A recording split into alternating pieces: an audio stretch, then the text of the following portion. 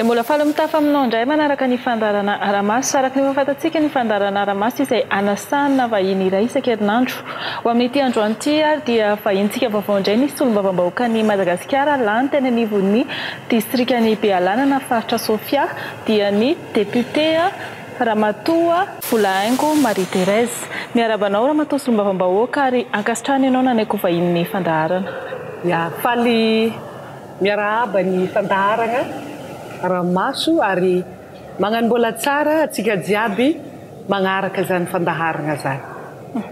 Ankasitrahana trano ianao eny anivon'ny tokantrano sy toerana misy anao tsirairay miaraka aminay ho amin'ity androany ity. Fanontaniana voaloha Ramatoa solombavambahoaka apetrakay avy hatrany aminao inona no afaka ampahafantarinao mombamombanao mahakasika ny lalàna andiavinao ka mahatonga anao amin'izao toerana maha-solombavambahoaka ny Madagasikara anao izao.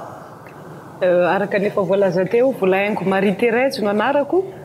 Izaho dia malagasy reny sy ray. Misy foko 12 eto Madagasikara dia foko tsy mihety reny, tsy mihety ray. Izaho dia zanaka teraka ambanivohitra mitombo tany amin'ny nibe any amin'ny tontolo ambanivohitra dia raha ny lafiny izay zany izay nazo ambara. Raha magnontany lalana ny diaviny dia nianatra tany amin'ny sekoly mission catholique Notre-Dame de la Providence Bealanana hatramin'ny nakanany BBC dia nianatra amin'ny lycée public Bealanana afaka baka zay vao nanohy fianarana tany amin'ny université Diego. Dia ankoatran'izay moa mahatambanivohitra zay manahirana ny fanohanany ray aman-dreny nianatra teny amin'ny université za no nanao concours na police efa afaka concours na agent de police za dia tany amin'ny fanaovana formation no nivaly ny concours ampianatra dia nanajanona zay police zay dia nisafidy niverina niofana ho mpampianatra dia nivoaka mpampianatra tamin'ny 1998 no nampianatra voalohany tany amin'ny sekoly ambanivohitra taleny sekoly IPP no nanomboako dia niasa ray taona dia nafindra ho talen'ny CEG commune Beandrarezona Bealanana. Miasa 3 taona za dia niverina nianatra nanao école normale supérieure dia vita zay zany dia niverina niasa indray mandeha dia niasa teo anivon'ny bureau Cisco responsable ny formation na mpampianatra manofana amin'ny lafiny psychologie, pédagogie,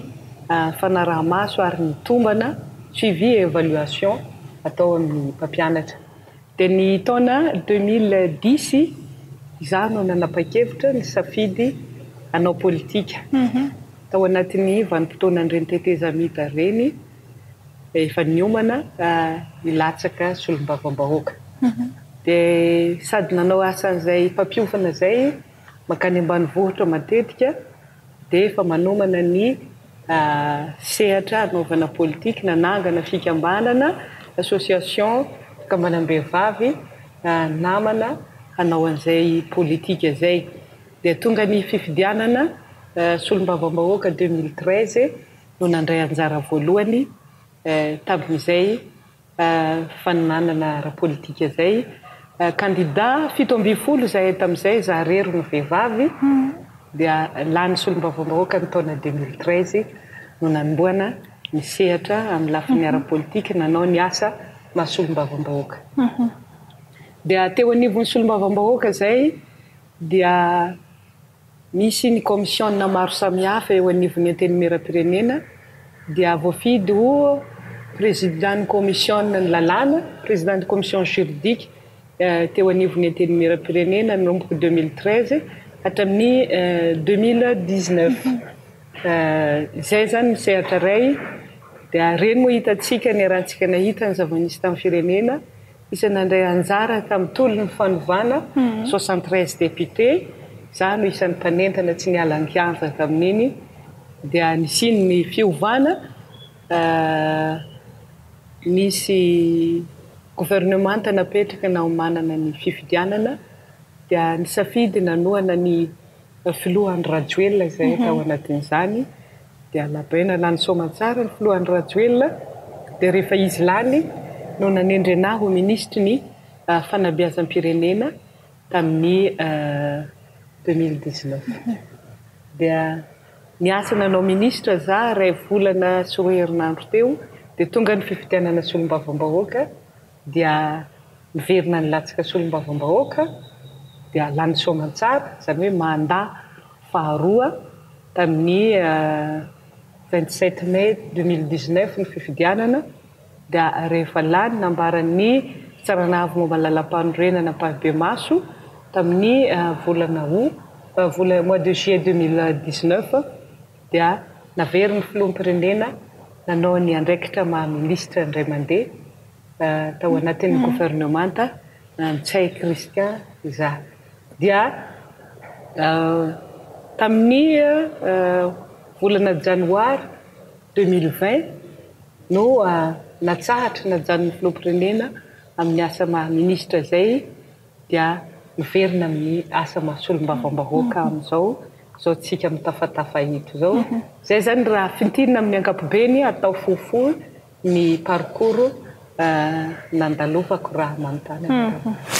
mankasitraka anao raha matosom-bavam-bahoaka amin'izany fanaokevitra nentinao izany marina tokoa anisan'ny nahafantarana anao teo anivon'ny sehatry ny fanabeazana sy ny lafin'ny fampianarana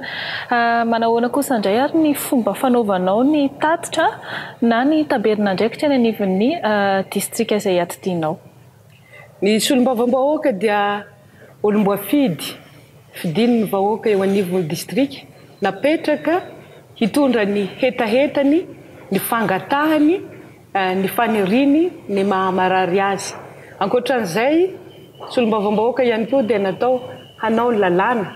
izany hoe lalàna hitondra tombon-tsoa ho an'ny vahoaka arakaraka ny zava-misy eny anivon'ny fiarahamonina dia ankoatran'izay ny tena zava-dehibe mandany ny teti-bola am-panjakana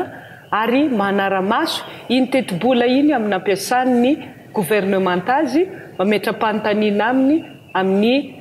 programme anasa izany hoe programme général de l'État izay entin'ny gouvernement entin'ny premier ministre aizany tanteraka aizany tsy natao adidin'ny solom-bavam-bahoaka ny manao an'izany amin'izay tamberin'andraikitra zay dia adidy ary andraikitra tsy maintsy ataon'ny solom-bavam-bahoaka ny lalàna no mametra izany ny manao ny tatitra mampafantatra ny vahoaka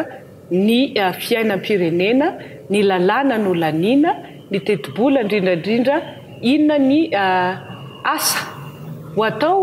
hitondra tombotsoa amin'ny vahoaka any anivon'ny distrika izany hoe ny asa fampandrosoana izay zavatra mitondra tombotsoa any vahoaka andrasan'ny vahoaka amin'ny mpifidy tsy maintsy ary manao an'izany izahay mivory ara-potoana izahay indroa anatin'ny taona ny volana may hatramin'ny jiona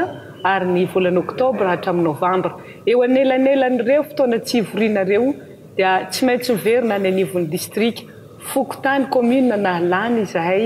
manao ny tatitra mampafantatra ny vahoaka indrindrandrindra miverina miaino ny fangatahany mba hoentinay eo anivon'ny mpanatanteraka mankasitraka anao ramatoa solombavam-bahoaka iresaka mikasika ny Covid-19 indray isika raha malala amin'izao fotoana izao fa mbola tsy fongana ny valanaretina Covid-19 aminao inona no lesona azo tsoahana nandritran'izay ady amin'ny valanaretina izay misy lesona foana ny zavatra rehetra iainana ary ny fiainana no mampianatra atsika ary manome lesona atsika arakaraka ny olana natrehana no andraisana lesona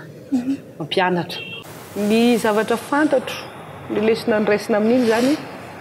ny eo anivon'ny mpitondra dia tokony hiomana mandrakariva amin'ny zavatra tampoka gestion des imprévus Izany hoe amin'ny lafiny teti-bola, amin'ny lafiny tetika mampaika, madinidinika, tokony hiatrehana an'izay ny mpitondra dia tokony ho vonona mandrakariva hiatrika an'izay, tsy efa miandry efa mbiankoditra, efa miseho ilay zavatra izay voatetra amin'ny lafiny rehetra, indrindra ny hoety manana, tokony manomana izay mandrakariva ny mpitondra ary didina sy olom-bavam-bahoaka moa handany izay teti-bola izay, tsy misy sakana tsy handaniana izay rehefa hita ilay teti-bola na rafitra mikendry tombon-tsoa, indrindrandrindra fiarovana ny ain'ny vahoaka. Amin'ny lafiny mpitondra izay, amin'ny maha olom-boafidy sy olom-bavam-bahoaka, izahay no matetika miresaka mivantana amin'ny vahoaka, maheno feon'ny vahoaka, mbola tsindriko izay eo anivon'ny teti-bola, tokony ametrahana teti-bola tahiry fiatrehana ny loza voajanahary, ahafahanay mamaolana. Ohatra zao, mila kasibosy, mila gel, mila fanafody, ny eto Antananarivo ihany no matetika tratra mialoha, fa izahay any amin'ny sisiny lavidavitra dia tsy misy zavatra tonga any aminay, dia izay sy olom-bavam-bahoaka no ankamaroany mamoaka am-paosy mba ahafahana mamonjy ireny vahoaka ireny. Ka raha tena lesona azo anatin'izay ny mpitondra zany tokony hametraka izay tahiry izay ahafahana hiatrehana hatrany amin'ny fokontany, hatrany amin'ny commune mba hitovy tantana ny vahoaka malagasy rehetra, na ny eto an-drenivohitra na ny ambanivohitra mitovy. Ohatra hoe fizarana tosika, fameno, vatsy, tsinjo rehetrarehetra mirariny ary miendrika hisitraka an'izany ny vahoaka malagasy rehetra, ka ny fitsinjarana an'izay ho ara-drariny dia isan'ny zavatra tokony ho tsinjovin'ny mpitondra ho manana mialoha. Ho an'ny vahoaka amin'ny mahasolom-bavam-bahoaka zahay, matetika zava-baovao ny aretina Covid-19, tsy fantatra, tsy hita, betsaka ampahany amin'ny vahoaka ny tsy resy lahatra amin'io aretina io, hoe honohono, aretina politika, aretina ny fironina, tsy resy lahatra le vahoaka, dia efa misy maty mahita voka-dratsiny izay voatetra. Ka mila fanabeazana, fampahafantarana misimisy ny vahoaka, satria ny gazety tsy misy any lavitra any fa Antananarivo, renivohim-paritany, ny radio tsy maharaka lavitra ary maro amin'ny vahoaka malagasy tsy manana radio, henony izay mba fanabeazana, Facebook, internet, mba lampahany amin'ny vahoaka malagasy no magnano izay. Ka ny vahoaka dia mila fanabeazana mba ahafahany mahafantatra hoe inona le Covid-19, ny voka-dratsiny, indrindrindra ny fiarovana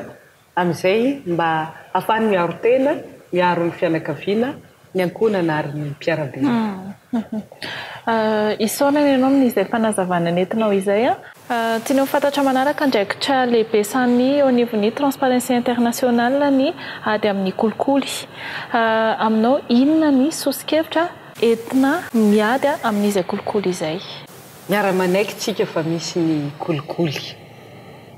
Ary maro ny mampiasa ny aina anatin'izany kolikoly izany, entina hitadiavam-bola, entina hamahana olana amin'ny sehatra maro. Efa niresahana efa ela ady amin'ny kolikoly, ny fanjakana mihitsy no mandray andraikitra amin'izay ady amin'ny kolikoly. Androany tsika miresaka hoe inona ny mba sosikevitra entina.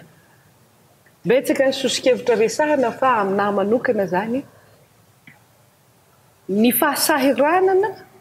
ny fahantrana ary ny toe-tsaina no isan'ny fototra iray mamporisika ny olona ao anatin'ny kolikoly. Ambany ny karama, kely ny vola miditra, sahirana tsy manakoanina, mijaly, dia isan'ny fototra iray mamporisika amin'ny kolikoly. Ampahany iray fotsiny resahana. Ka raha hiady amin'izay kolikoly izay tsika dia ny fanomezana asa,